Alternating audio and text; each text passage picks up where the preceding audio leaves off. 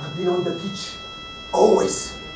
I love the club. And I love you too. Manchester boy. De Bruyne! Lifting it in. Morris! Oh, that's glorious. De Bruyne drifting away from N'Golo Conte. Kevin De Bruyne! Oh, wow, that's brilliant! And still, the champions of the land, Manchester City. In this video, we're going to delve into the revolutionary 3-2-4-1 tactic, inspired by none other than the mastermind himself, Pep Guardiola, and we'll test it into FM23. Guardiola's tactical brilliance has taken Man City to unprecedented heights this season. They have demolished every opposition in their path, and now they stand on the verge of securing an incredible treble. So, without further ado, let's jump right in.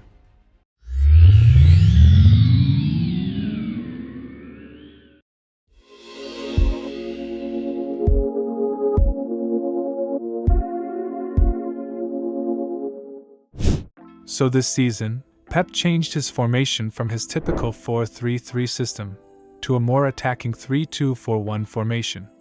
But if you look at it, the only change he made was by moving John Stones and Kevin De Bruyne to a more advanced role.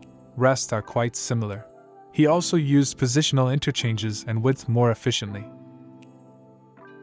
First, let's start with the goalkeeper. Ederson takes on the role of a sweeper keeper, supporting the lone center-back and helping to balance City's high defensive line.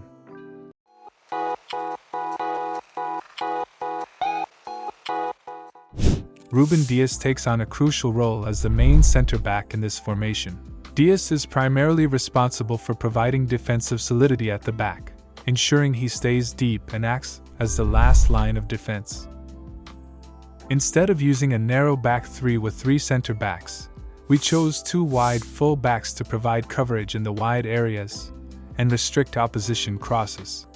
They provide additional width in the team's attacking play, which helps in stretching the opponent's defense and creating more space for the midfielders and forwards to operate.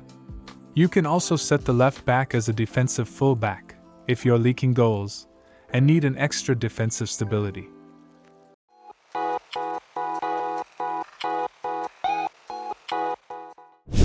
Guardiola moves John Stones into a higher position, forming a double pivot with Rodri.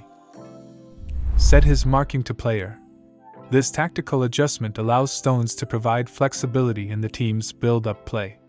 Stones shifts his position depending on the team's phase of play. During the build-up, he drops back near Dias to receive the ball, and then he moves forward to support the attack. When out of possession, City switches to a 4-3-3, with Stones reverting to his natural position as a center-back, while Rodri plays as an anchor. His primary role is to break up opposition attacks and win back possession for the team.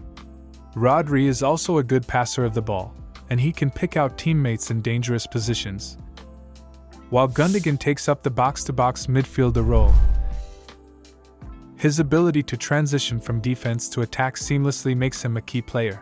In the attacking phase, Gundogan's intelligent positioning and movement enables him to make late runs into the box. Set De Bruyne as an advanced playmaker. He is very creative and visionary, as he is capable of threading passes between defenders. De Bruyne's shooting ability adds another dimension to Man City's attack. His powerful and accurate strikes from outside the box makes him a threat from range. De Bruyne usually stays forward alongside Haaland. His ability to anticipate Haaland's movements and deliver precise passes to him makes them a formidable duo in the final third.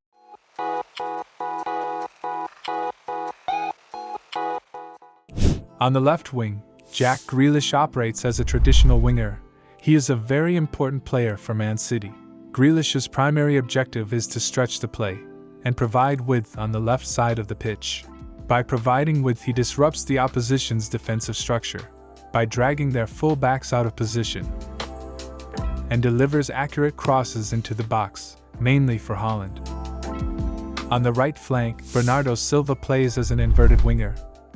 Instead of hugging the touchline, he drifts infield, moving towards central areas of the pitch.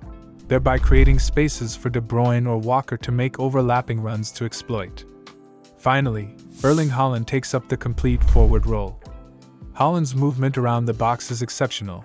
He presents at the right place at the right time to score goals. His ability to link up with the wingers and midfielders allows for quick exchanges of passes and opens up channels for Haaland to exploit and score goals.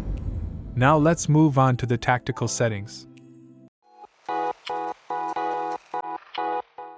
First off, we'll start with the team mentality. As we are playing an attacking brand of football, Pep sets his team to an attacking mentality.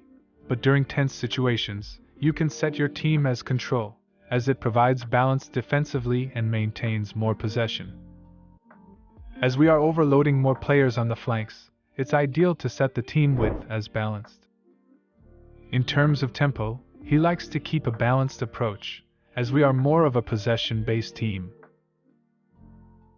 Pep sets his defensive line to a higher position. Next, we'll activate the offside trap. Guardiola's teams are known for their well-timed defensive movements. In the final third, we'll select work into box as our attacking instruction, as Guardiola emphasizes patient build-up play rather than rushing into shots from distance. The passing style is set to short, as Pep is known for his famous tikitaka style of play. Finally, the goalkeeper's distribution is set to short, allowing us to build up our attacks from the back and maintain possession over the game. In the set-piece tactic, the only change made is in the attacking tab. Set both the corner instructions of the back three to stay back.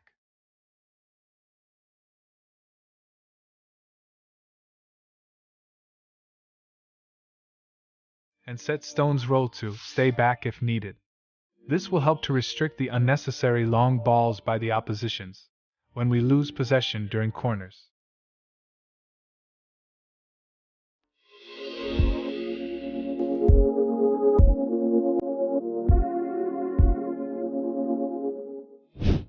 So in my experience, it was an extraordinary season overall, as we won every single tournament including the Champions League. Rather than dominating at our home, we thrashed oppositions at their own fortress, with more than 3 goals. Throughout the season, I was testing every game with different tactical combinations, to find the perfect one that suits the team. In the league, we did extremely well, but at first we were conceding quite a few, but after rigorous testing, we solved that issue. And now we achieved the most clean sheets in the league.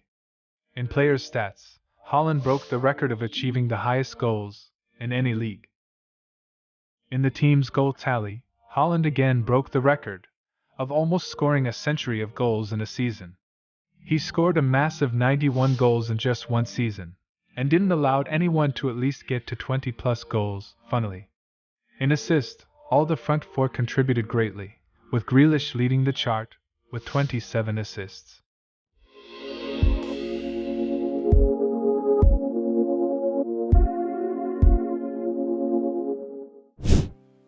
So this gameplay was my most favorite amongst all, as in this, I defeated Spurs 6-0 at their home. So let's begin.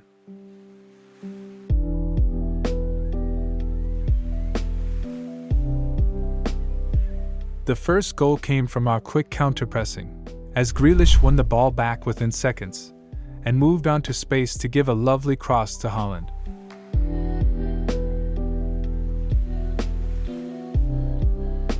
The second goal was scored all because of Kevin De Bruyne's excellent vision and coordination with Haaland, as his movement created space for Haaland to get in and receive his through pass.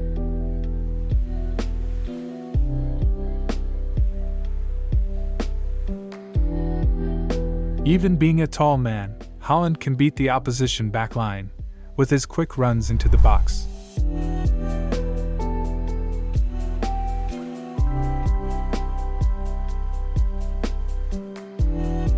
City's overloading runs from all the sides made Spurs vulnerable to defend in the final third.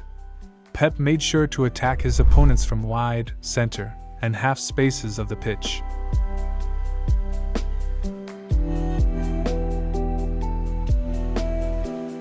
This goal is an example of the excellent coordination by Pep's man during the build-up.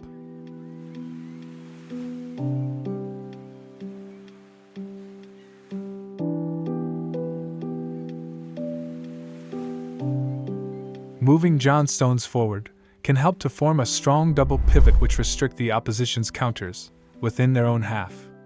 And Haaland scored his 5th goal in this match.